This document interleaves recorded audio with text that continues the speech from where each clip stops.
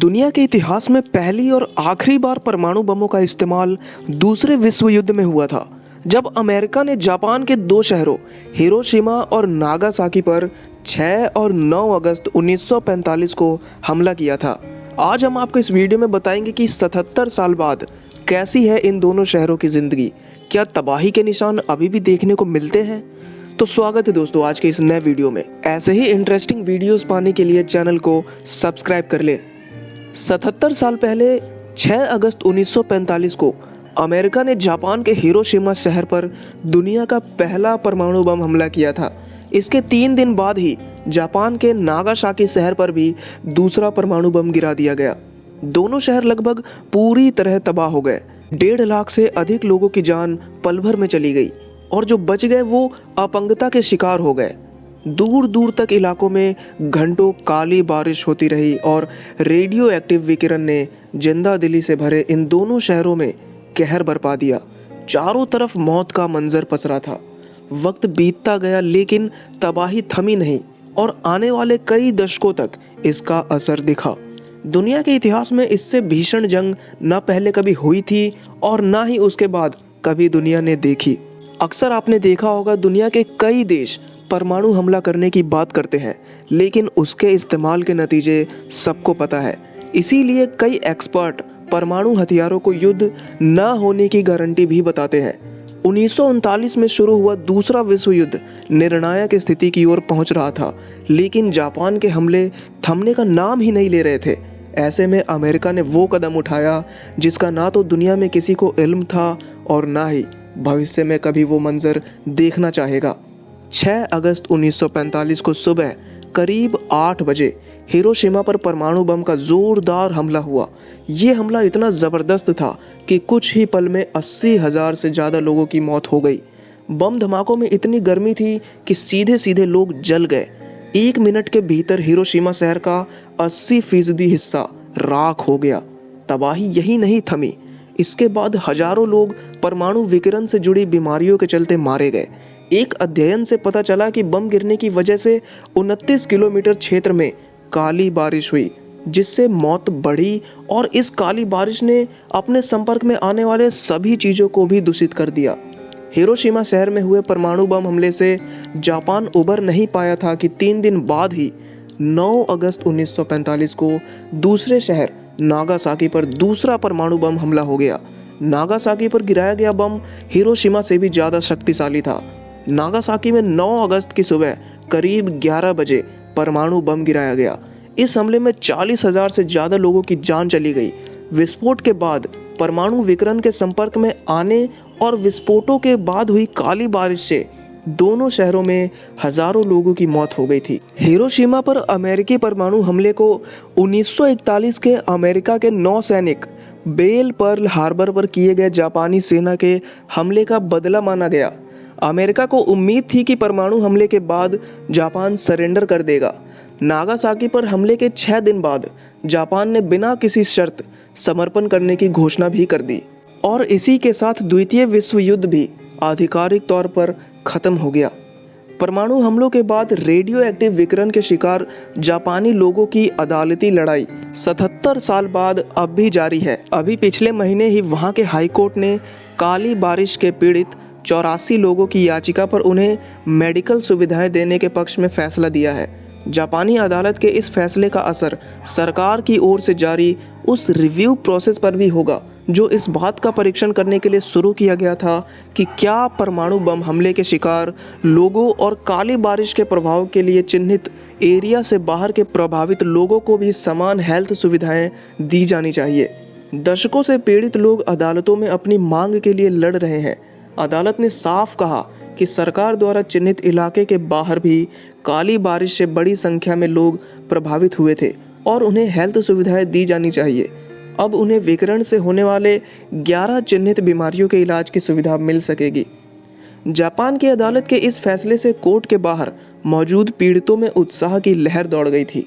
स्थानीय मीडिया की बात करें तो पीड़ितों के संघ के 83 साल के अध्यक्ष मसाकी तकानो ने कहा, मैं कोर्ट का इस फैसले के लिए आभार जताता हूँ। साथ ही राज्य प्रशासन और शहर के प्रशासन से अपील करता हूँ कि पीड़ितों को ये सुविधाएं मिलने दे और ऊपरी अदालत में इस फैसले को चुनौती ना दे। अदालत के इस फैसले पर हिरोशिमा के मेयर कजुमी मतुसई ने कहा कि शहर के लोगों की इच्छा को ध्यान में रखते हुए सिटी प्रशासन सरकार और तमाम पक्षों के साथ इस बारे में विचार करेगी कि क्या काली बारिश से प्रभावित इलाके का दायरा बढ़ाया जा सकता है। परमाणु हमले के शिकार हिरोशिमा के लोगों की दशकों पुरानी ये लड़ाई सरकार के उस फैसले के खिलाफ है जिसमें सरकार ने बम गिरने की जगह के 19 किलोमीटर लंबे और 11 किलोमीटर चौड़े दायरे के एक ओवल शेप्ड इलाके को काली बारिश से प्रभावित माना था। परमाणु बम हमले के बाद कई इलाकों में 1 घंटे तक काली बारिश हुई थी और विकिरण के कारण बहुत सारे लोगों की मौत हो गई थी और कई लोग विकलांग हो गए थे। इन इलाकों में कई दशकों तक जन्मने वाले लोगों में विकलांगता के लक्षण पाए गए, लेकिन इस दायरे के बाहर कई इलाकों के भी लोगों ने दावा किया कि विकिरण का असर उनके इलाकों के हेल्थ पर भी हुआ है और सरकार की ओर से उन्हें भी मदद और मेडिकल सुविधाएं मिलनी चाहिए। परमाणु हमले से तबाह हुआ हिरोशिमा शहर जापान के सबसे बड़े द्वीप होन्शु में स्थित है। तबाही के बाद दोबारा इस शहर को बसाने में जापान ने काफ़ी ज़्यादा मेहनत की।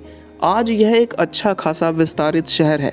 यहाँ की आबादी करीब 12 लाख है। यहाँ की आबादी काफ़ी घनी बसी हुई है, लेकिन सिस्टमैटिक डेवलपमेंट और जल स्रोतों के बेहतर मैनेजमेंट के कारण आज हिरोशिमा काफ़ी सुंदर शहर के रूप में दिखाई देता है। देश की राजधानी टोक्यो के साथ ही चीन, ताइवान, सिंगापुर और दक्षिण कोरिया के लिए अंतर्राष्ट्रीय फ़्लाइट्स भी यहाँ से सीधे उड़ान भरती है। शहर के अंदर देखें तो एस्ट्राम लाइन, सीनो लाइन और ट्रेन सेवा भी शहर को काफ़ी व्यवस्थित बनाती है। हिरोशिमा की सड़कों के बीच में चलने वाली स्ट्रीट कार और लाइट रेल व्हीकल खासकर जापान भर में मशहूर है। कई आधुनिक शिक्षण संस्थान, यूनिवर्सिटी, कल्चरल सेंटर और रॉयल कैसल यहाँ की सांस्कृतिक विविधता और खूबसूरती में 4 चांद लगाते हैं। लोहे के प्लेट पर बनने वाले स्वादिष्ट पैनकेक के लिए हिरोशिमा शहर खास तौर पर जाना जाता है। लाखों की तादाद में सैलानी दुनिया भर में यहाँ हर साल आते हैं।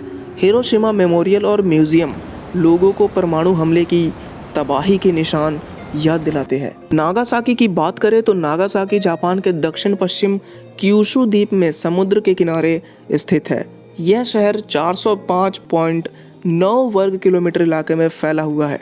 यहाँ की आबादी 4,07,000 के करीब है।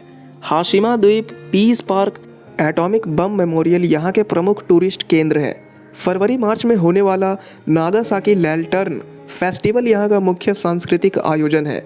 सख्त ट्रैफिक रूल और सड़क के बीच चलने वाले एस्ट्राम यहाँ की परिवहन व्यवस्था को सुविधाजनक बनाते हैं। आज नागासाकी एक पोर्ट सिटी के रूप में जाना जाता है। खासकर यहाँ की जहाज निर्माण इंडस्ट्री बड़ी संख्या में लोगों को रोजगार देने की साधन साबित हुई है। समंदर के लंबे किनारों के कारण यह शहर एक खूबसूरत टूरिस्ट डेस्टिनेशन के रूप में भी विकसित हुआ है। अगस्त का महीना यहाँ सबसे गर्म रहता है, हालांकि सर्दी के मौसम में बर्फबारी भी आकर्षण का केंद्र रहती है। 2016 में यहाँ 17 सेंटीमीटर तक स्नोफॉल हुआ था। परमाणु बम हमले की मार झेल चुका जापान आज अपनी तकनीक और मेहनत की बदौलत दुनिया के सबसे विकसित देशों में से एक है, लेकिन उसकी प्रतिज्ञा साफ है कि वह देश में परमाणु हथियारों का स्वामित्व, उत्पादन या अनुमति नहीं देगा। परमाणु तकनीक को वह केवल शांतिपूर्ण तरीके से ऊर्जा उत्पादन के लिए इस्तेमाल का समर्थन करता है। हालांकि दुनिया की आज की तस्वीर जापान जैसी नहीं है। दुनिया में परमाणु हथियारों की रेस तेज ही होती जा रही है। दुनिया के परमाणु हथियारों पर नज़र रखने वाली अंतर्राष्ट्रीय संस्था सिपरी के अनुसार वैश्विक रूप से परमाणु हथियारों की संख्या पिछले साल से और अधिक ज़्यादा बढ़ गई है। साल 2020 में 3,720 परमाणु बम दुनिया भर में तैनात थे।